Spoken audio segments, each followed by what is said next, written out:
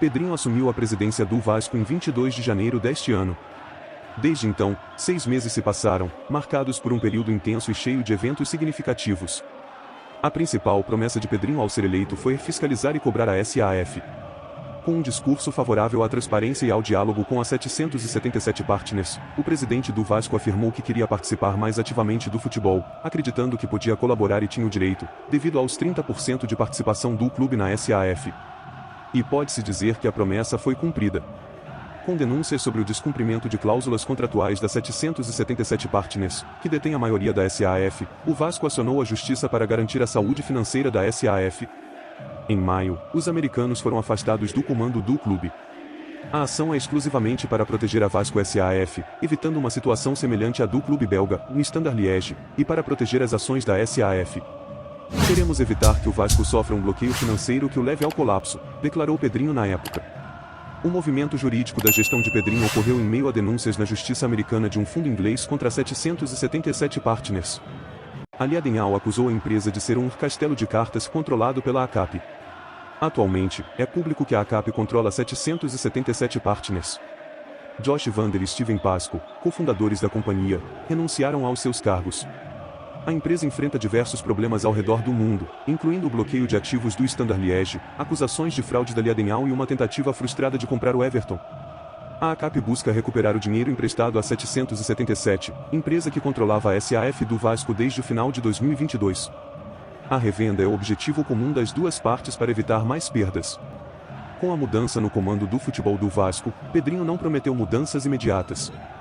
No entanto, após a goleada por 6-1 para o Flamengo, Pedrinho e a direção do Vasco sentiram a necessidade de mudanças, incluindo a participação de Felipe como diretor técnico.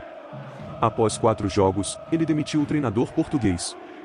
A derrota de domingo foi inadmissível e inaceitável, e alguns movimentos que seriam feitos mais tarde tiveram que ser antecipados, afirmou Pedrinho. Pedrinho declarou que a derrota do Vasco para o Flamengo foi inadmissível e inaceitável. Uma semana depois, Lúcio Barbosa e Kátia dos Santos, antigos CEO e CFO, deixaram seus cargos. Segundo fontes ligadas à SAF, eles estavam incomodados com a participação da gestão do Vasco na empresa. As passagens de Álvaro Pacheco e Pedro Martins, treinador e diretor executivo contratados antes da troca no comando do futebol, também foram breves. O técnico português foi demitido após 4 jogos, enquanto o diretor pediu para sair devido a mudanças de comando na SAF.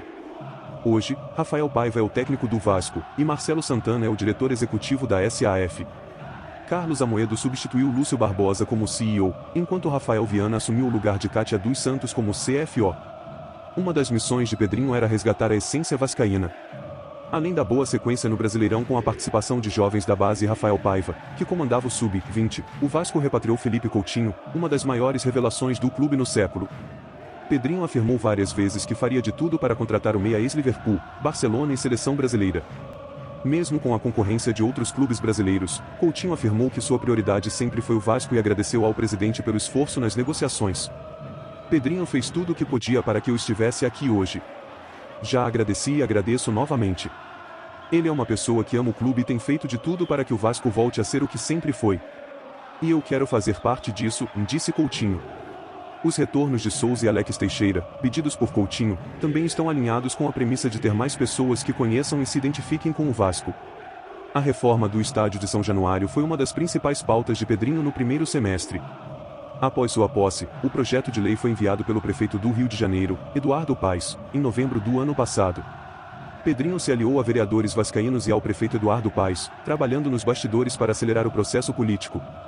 De março a junho, a Câmara aprovou o parecer das comissões, realizou audiências públicas e aprovou o projeto de lei no primeiro semestre, um dos maiores pedidos de Pedrinho, que queria a aprovação do potencial construtivo do estádio antes do recesso parlamentar.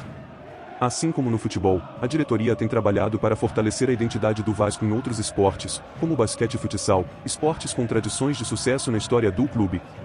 Com parcerias bem-sucedidas dentro e fora das quadras, o basquete do clube chegou às quartas de final do NBB, a melhor campanha da história do Vasco. A parceria com a R10 Score no basquete, renovada, é vista como um caso de sucesso, assim como o patrocínio da Fecomércio no futsal.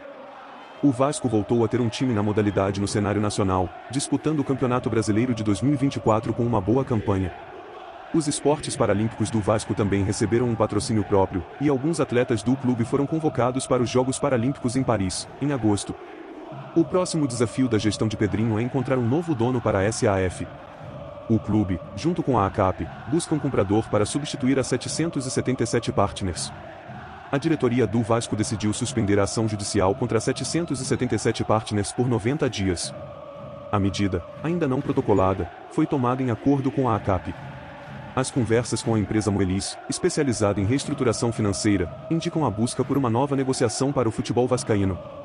Atualmente, não há mais conversas com a 777, que deixou de controlar o futebol do Vasco tanto pela ação judicial do clube quanto pelas dívidas que levaram a companhia a ser assumida pela seguradora americana ACAP. O clube confia no interesse mútuo com a ACAP em vender a SAF para um novo investidor, já que a seguradora não quer permanecer no Vasco. A diretoria de Pedrinho também busca alinhar com potenciais compradores uma filosofia de projeto esportivo e maior participação em decisões estratégicas. Uma das críticas do presidente do Vasco a 777 era a falta de ambição por conquistas, citando acordos de bônus por não rebaixamento em algumas negociações. Com a aprovação do projeto de lei para a reforma de São Januário, o Vasco precisa acertar a venda do potencial construtivo para arrecadar os recursos necessários para as obras no estádio. As conversas com possíveis compradores continuam, e a meta é iniciar as obras em dezembro deste ano.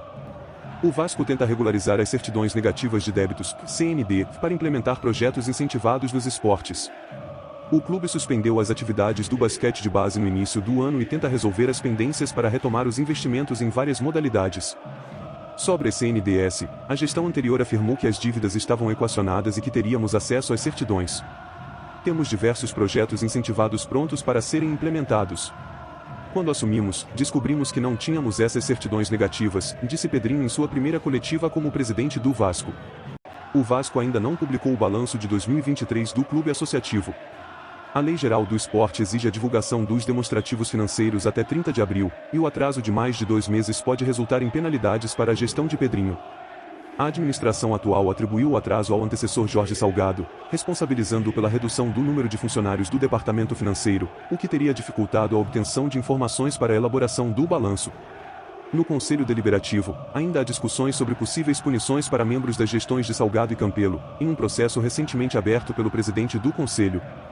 O Vasco faz uma campanha de meio de tabela no Brasileirão, com um desempenho consideravelmente melhor do que no primeiro ano de SAF na elite do futebol brasileiro. Ainda há carências no elenco, e a direção de Pedrinho trabalha para reforçar o time, mesmo com um orçamento limitado para contratações.